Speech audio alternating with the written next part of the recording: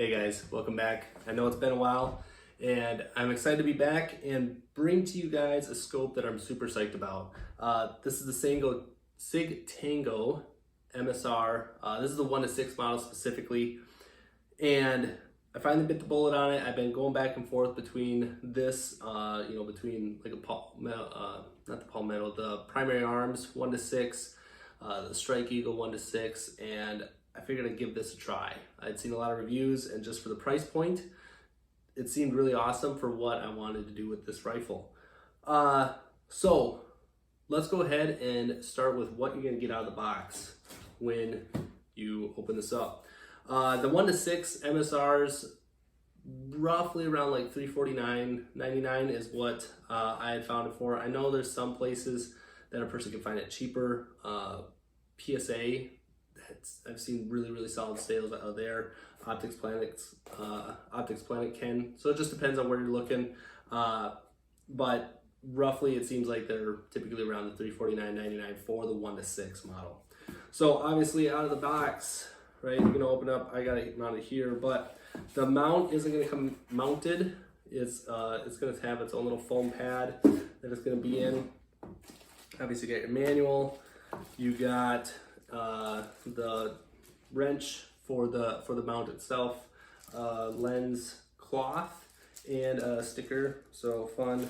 The scope itself comes encased in a plastic sleeve, and then it comes with a CR 2032 battery. Overall, it seems well packaged. Breaking down essentially the actual scope itself here, it does come with the scope caps. And honestly, based on what I've seen from both the primary arms and the Vortex Strike Eagles, these scope caps are significantly better than those. I mean, honestly, the family that I have that has some of the Strike Eagles, they fall off. They have to do like the shooting tape on there to hold them on if they actually want to keep them, and they really just have them on there to keep the lenses from getting scratched or dirty. But these fit on snug. You actually have to not really pull, but they go on snug. They're not going to fall off just from shooting. The other cool part is they're totally lay flat. So when you flip these up, and if you are to go and mount, let's say, a secondary red dot off the scope body, just to have as a pass-over red dot for your night vision stuff, these scopes are going to allow you to do that. You don't have to have them canted, goofy, which you still could, but they're a total lay flat so that you can see your target over the scope body. So that's really cool. I really like that. Comes with the throw lever, which is removable, right? So that's nice that is included. And throw levers on specifically Lpvos seems to be standard. Like, they have to send it with a throw lever because people just need to have that. The mount itself, let's just go into the mount really quick. Something that every mount, in my personal opinion, should have, every single mount should have it on it, just engraved into it, is the torque settings. Because I have multiple different mounts out there. I have a set of Warns, I have Lpvo, and I had a Vortex at one point, which I think is made by Warn. But you can just hop online, and Sig did it right. Absolutely, I don't care what kind of mount it is, it should be stamped or laser engraved on there what the torque setting is, because on all the mounts I have, each one of them requires a different torque setting. So it can be really infuriating when you're trying to, figure out what was the torque setting for this if you need to make adjustments. I mean, hopefully you can kind of set and forget, but it should be standard. And that's both. So we got the 25 inch-pound on the top and 65 inch-pound there on the side. And these are the the half-inch nuts on the side. Overall, it seems pretty sturdy. It's a 30 millimeter tube, but it's I actually have it on here, a 1.535 inch rise on it. It's kind of skeletonized, so it keeps it really light. I don't have a specific weight on it or the scope. I'm sure if you look around, someone's got it out there, but I don't have a scale for that. But seems like a really solid mount. In the shooting that I've done, I haven't had anything shift on zero for it, and seems to be doing well that way. The other thing that, you know, and this is just personal opinion, that every scope should have is a line here, right? A laser engraved line that's true to the reticle, true to the body, and it just helps you get close as far as when you're mounting. I did still throw a level on to get a true level, make sure both my upper was secure at level, and then level the optic itself. But once I've done that, I have an indication to the mount that if all of a sudden I go, oh, something's shifting, it gives me a point to visibly see that, knowing where that is. Obviously, if I paint it for some reason, it doesn't work. But so that's just a couple things. The mount, the included accessories between, you know, obviously the simple throw lever, but the lens caps and the mount are a huge sales point if you're looking at it from that way. But beyond that, let's get into the scope itself. It's again, it's a 1:6.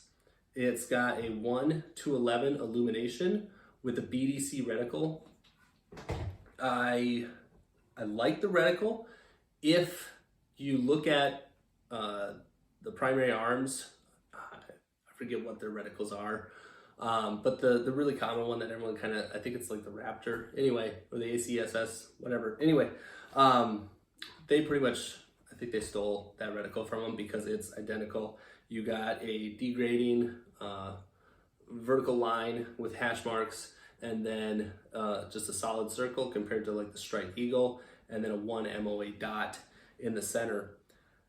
The only thing is if we go into the book on that reticle, so like and I'm going to throw up some images here, just so you get a reference of how big the reticle is, kind of the gradation and the illumination. So as these pop up on the screen, just go ahead and look at them. But anyway, the reticle itself, right, it's going to give you some wind holdovers.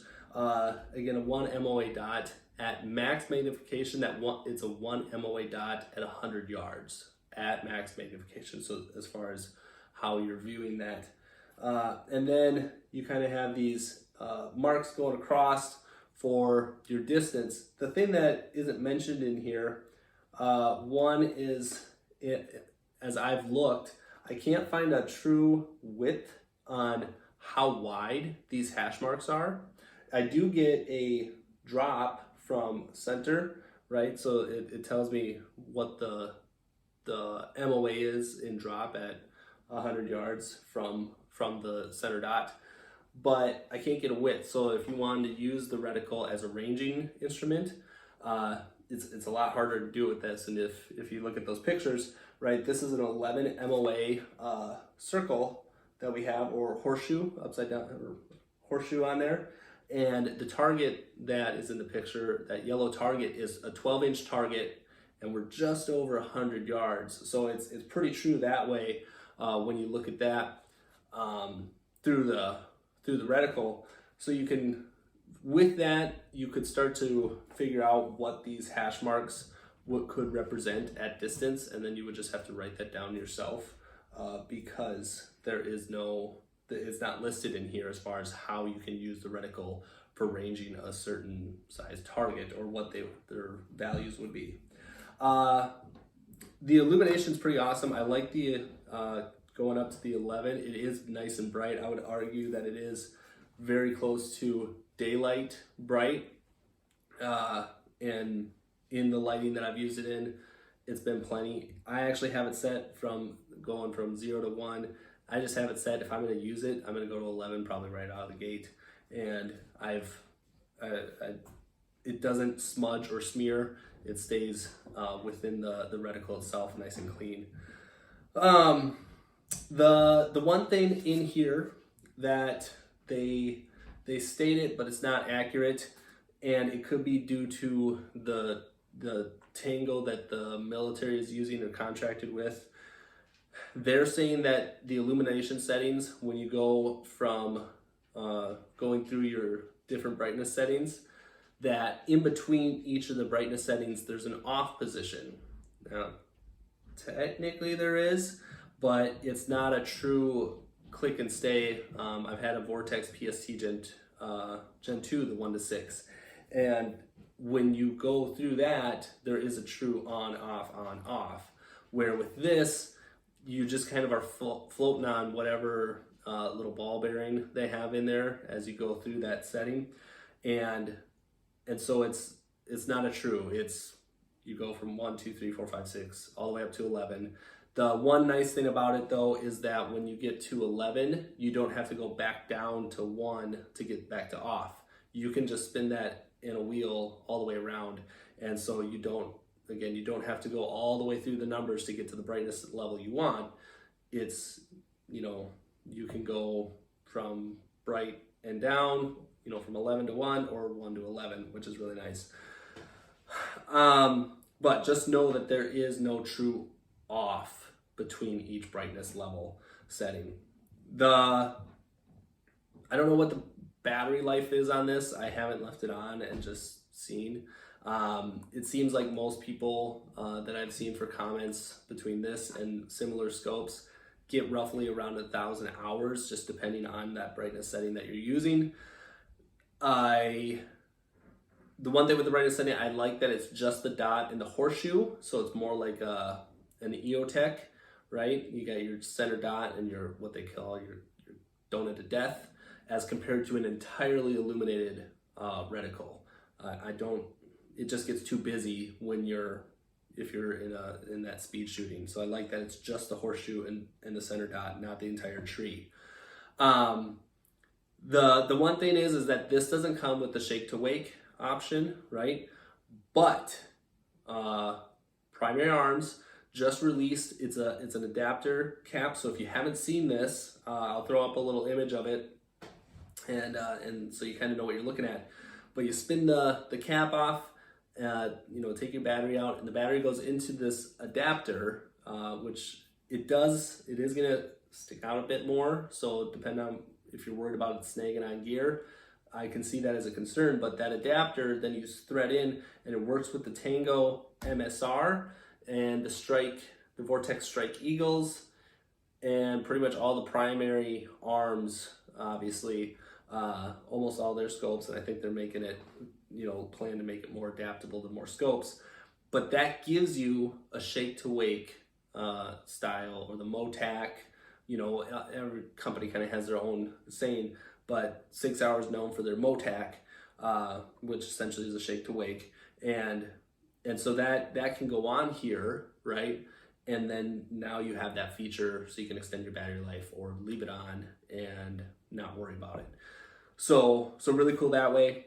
Overall, glass quality, obviously, it's a Chinese made thing, so it is acceptable glass quality for what you're paying, right? With the pictures, you can kind of see the lighting of which I'm taking the picture at, and the surrounding, and then what you're seeing through the glass. And it does come through pretty clear. You get that blur around the edges, the discoloration a little bit, but when you're in a shooting situation and you're honed in on your target, I don't even see or think about the discoloration. But obviously with any optic, the longer you're looking through the glass, especially like not as much of a high-end glass, the more it can kind of fatigue the eye. The eye has to work more to see that. But so if you're not using it as essentially like a spotting scope, this is still pretty solid glass, especially for what you're paying for and everything you're getting out of the package. Let's see, anything else that I missed? As far as warranty on it, compared to like the Primary Arms and the Vortex, give an infinite guarantee on the scope itself, right? And the functions of it, the glass, all of that, your ability to return to zero, your tracking, all of that. But the electronic components for it is a 5-year warranty. So once the electronics go bad after 5 years, they'll fix it, but you're probably just better off buying a new one at that point. if you're outside that warranty range. But they have an infinite guarantee that they stand behind. Let's see. Oh, the other thing I want to mention, as far as tracking goes with the adjustments, right? It is a half MOA adjustment. So this one in particular, so talking about like that BDC reticle, right? You're gonna have to figure out what your holdovers are. I personally set this up at a 50-yard zero, right? So the one thing to remember with that, because I forgot briefly while I was doing adjustments and then realized, oh yeah, that's right. I did a 50-yard zero, which means I went from a half MOA adjustment because that's at 100 yards, it's a half MOA adjustment. I brought it halfway closer, so now I have a quarter MOA adjustment. So that's one way to really, if you're gonna want to really work on your grouping or something, you bring that closer. So I treat it that way. I can treat it a lot like a red dot, whether I'm on 1 or 6. That center dot gets me pretty much within that 200-yard, 12-inch target, no problem at all. And then once I get further out, then I have the holdovers, which I will eventually have to figure out what those holdovers are going to represent at distance, whether it's 3, 4, 5. But like with the Vortex Strike Eagle, they're going to say your center dot is 100, at 0 to 100 yards, and then the bottom of the dot is for 200. Somewhere in there is 300, and then 400 is at the top of the tree. 5, 6, 7, 8, I think all the way down to 9, right? But half MOA adjustment, so very similar to what a red dot's going to be already. But like I said, I did a 50-yard zero on this, so I got it into that quarter MOA adjustment as far as getting it zeroed in. Overall, super psyched with it. It's performed well for what I'm doing with it. I personally don't know if I would call it a duty optic. Time will tell how it holds up. I don't have infinite amount of money. This wasn't provided to me, so I'm not going to do any drop testing and try and destroy it and see what it holds up to. So time will tell based on the kind of abuse that I give my stuff. Anyway, overall, I'm really happy with it. If you're thinking about it, in my opinion, if you're trying to compare to, do I get the Strike Eagle? Do I get the primary arms? With everything that this comes with, I would personally recommend this over both of them. The only advantage you're getting to with the Vortex is the warranty, because they're going to back it. But that's the biggest advantage that Vortex has, is the warranty that they provide, that VIP warranty. But yeah, I would, if I had to do it again with that price point, 400 or under, it would be this, because I'm already getting the mount with it. The Vortex, if you find it on sale, then you got to find a mount, and hopefully, find a decent one. So overall, again, I'll keep running it. If something comes up where it's a big red flag, you'll definitely see me back. But until next time, thanks for watching, guys. Hit the like, subscribe, and if you have any questions, please drop them in the comments. I really appreciate it. See you next time.